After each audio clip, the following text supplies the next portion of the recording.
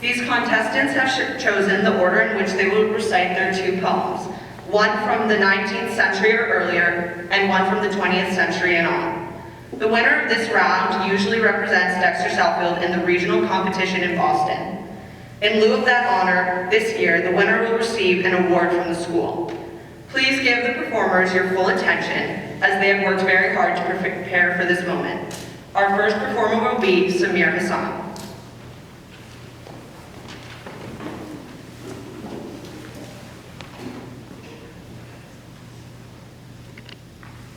Self-Help by Michael Ryan. What kind of delusion are you under? The life he hid just knocked you flat. You see the lightning, but not thunder. What God hath joined, let no man put asunder. Did God know you'd marry a rat? What kind of delusion are you under? His online persona simply stunned her, as it did you when you started to chat. You see the lightning, but not the thunder. To the victors go the plunder. You should crown them with a baseball bat. What kind of delusion are you under? The kind that causes blunder after blunder. Is there any other kind than that? You see the lightning, but not the thunder. And for 1 second, the world's a wonder. Just keep it thrilling under your hats. What kind of delusion are you under? You see the lightning, but not the thunder.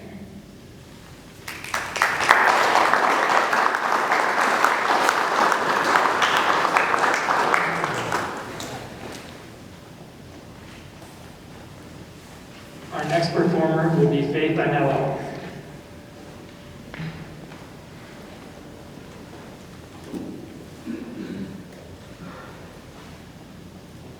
Dirge Without Music by Edna St. Vincent Millay.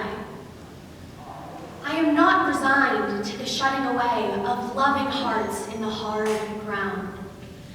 So it is, and so it will be, for so it has been, time out of mind. Into the darkness they go, the wise and the lovely, crowned with lilies and with laurel they go. But I am not resigned. Lovers and thinkers, into the earth with you.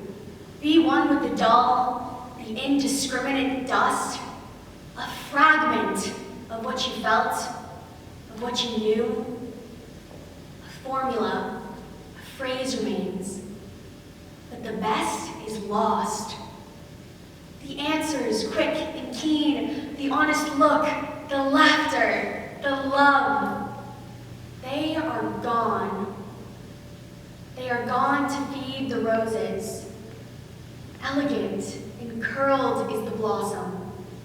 Fragrant is the blossom. I know, but I do not approve. More precious was the light in your eyes than all the roses in the world. Down, down, down into the darkness of the grave. Gently they go, the beautiful, the tender, the kind. Quietly they go, the intelligent, the witty, the brave. I know, but I do not approve. And I am not resigned.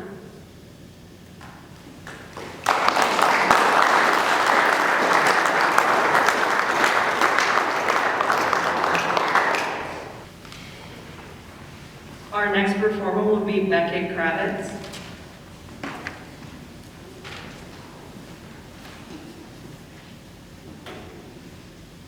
The glories of our blood and state, by James Shirley. The glories of our blood state are shadows, not substantial things. There is no armor against fate. Death lays his icy hand on kings. Scepter and crown must tumble down, and in the dust be equal made with the poor, crooked scythe and spade. Some men with swords may reap the field, and plant fresh laurels where they kill, but their strong nerves at last must yield. They tame but one another still. Early or late they stoop to fate, and must give up their murmuring breath, when they, pale captives, creep to death. The garlands wither on your brow, they boast no more your mighty deeds. Upon death's purple altar now, see where the victim bleeds. Your heads must come to the cold tomb. Only the actions of the just smell sweet and blossom in their dust.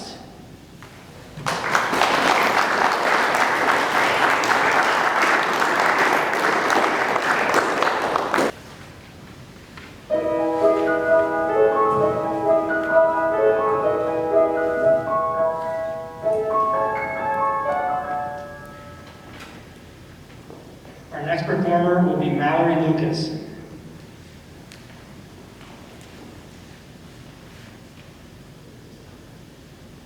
Cartoon Physics, Part 1, by Nick Flynn. Children under, say, 10 shouldn't know that the universe is ever expanding, inexorably pushing into the vacuum, galaxies swallowed by galaxies, whole solar systems collapsing, all of it, acted out in silence. At 10, we are still learning the rules of cartoon animation.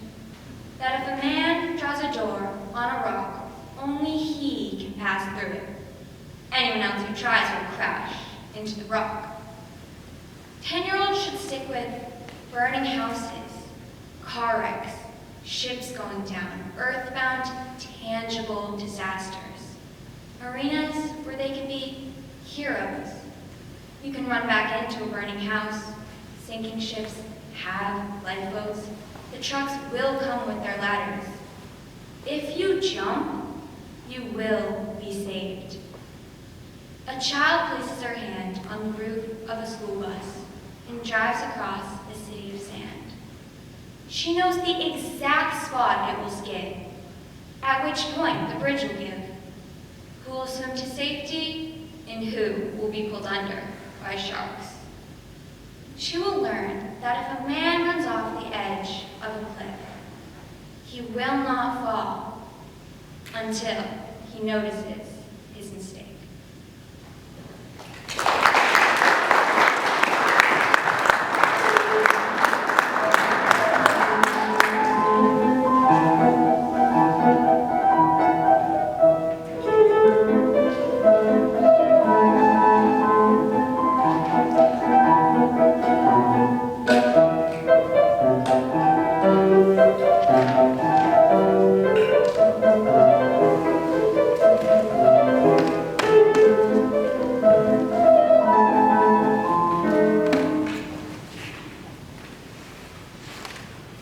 Please welcome back Samira Hassan.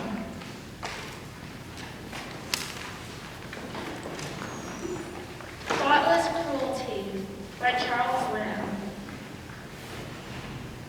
There, remember?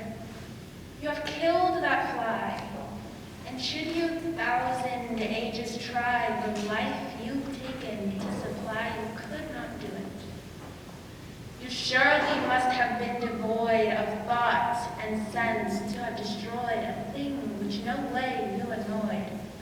You'll one day rue it. 'Twas but a fly, perhaps you'll say, that's born in April, dies in May, that does but just learn to display his wings 1 minute, and in the next is vanished quite. A bird devours it in his flight, or come a cold blast in the night, there's no breath in it. The bird but seeks his proper food, and Providence, whose power endued that fly with life, when it thinks good may justly take it. But you have no excuses for it. A life by nature made so short. Less reason is that you, for sport, should shorter make it. A fly, a little thing you rate. But Robert, do not estimate a creature's pain by small or great. The greatest being can have but fibers, nerves, and flesh, and these, the smallest ones possess, although their frame and structureless escape our seeing.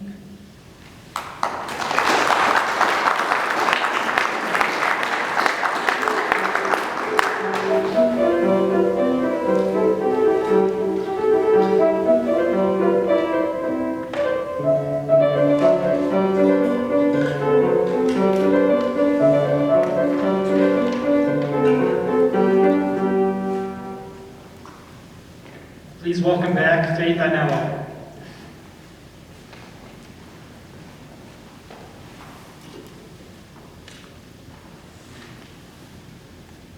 Life in a Love by Robert Browning. Escape me? Never.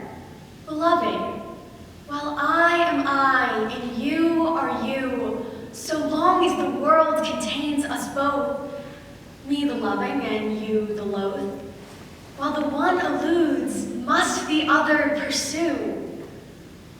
My life is a fault, at last I fear. It seems too much like a fate indeed. Though I do my best, I shall scarce succeed. But what if I fail of my purpose here? It is but to keep the nerves at strain, to dry one's eyes and laugh at a fall, and baffled, get up and begin again. So the chase takes up one's life, that's all. Well, look but once from your farthest bound at me, so deep in the dust and dark. No sooner the old hope goes to ground than a new one, straight to the self-same mark. I shape me, ever removed.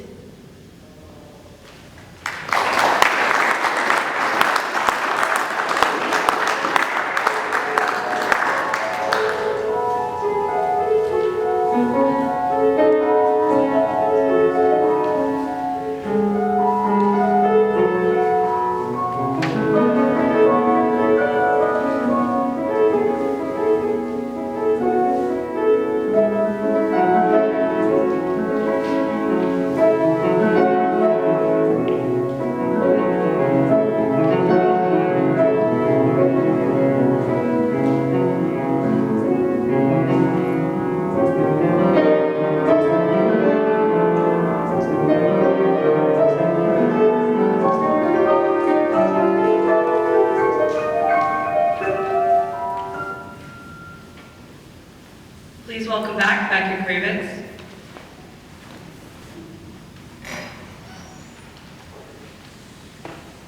Self-Inquiry Before the Job Interview by Gary Soto. Did you sneeze? Yes, I rid myself of the imposter inside me. Did you iron your shirt? Yes, I used the steam of mother's hate. Did you wash your hands? Yes, I worked my hygiene for a raccoon. I prayed on my knees, and my knees answered with pain. I gargled. I polished my shoes until I saw who I was. I inflated my resume by employing my middle name. I walked to my interview early, the sun like a ring on an electric stove. I patted my hair as I entered the wind of a revolving door. The guard said, "For a guy like you, it's the 19th floor." The economy was up, flags whipped in every city plaza in America. This I saw for myself as I rode the elevator, empty because everyone had a job, but me. Did you clean your ears? Yes, I heard my fate in the drinking fountain's idiotic dribble. Did you slice a banana into your daily mush? I added a pinch of salt, 2 raisins to sweeten my breath. Did you remember your pen? I remembered my fingers when the elevator opened. I shook hands that dripped like a dirty sea. I found a chair desk. My name tag said, my name. Through the glass ceiling, I saw the heavy rumps of CEOs.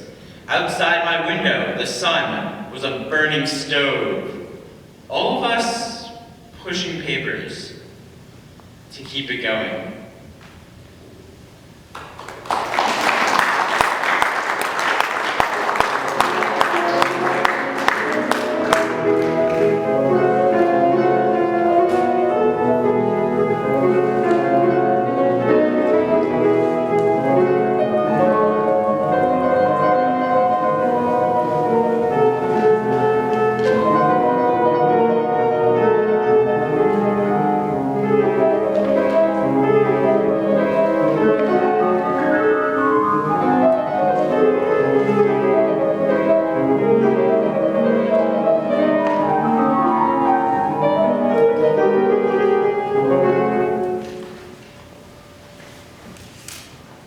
Please welcome back Mallory Lucas.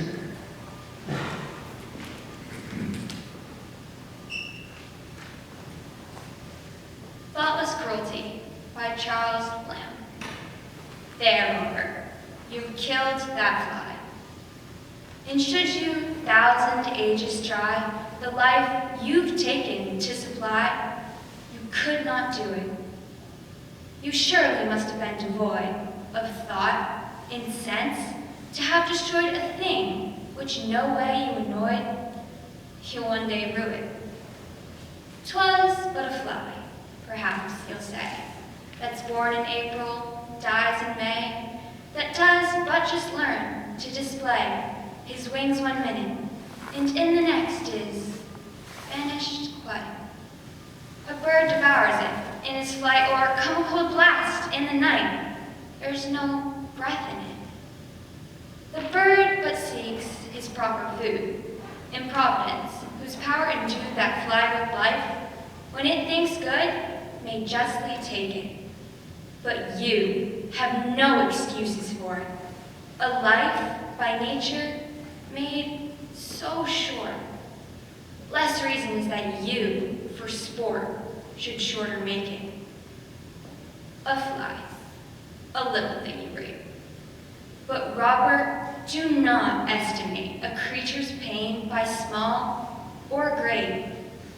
The greatest being can have but fibers, nerves, and flesh, and these the smallest ones possess, although their frame and structure less escape our seeing.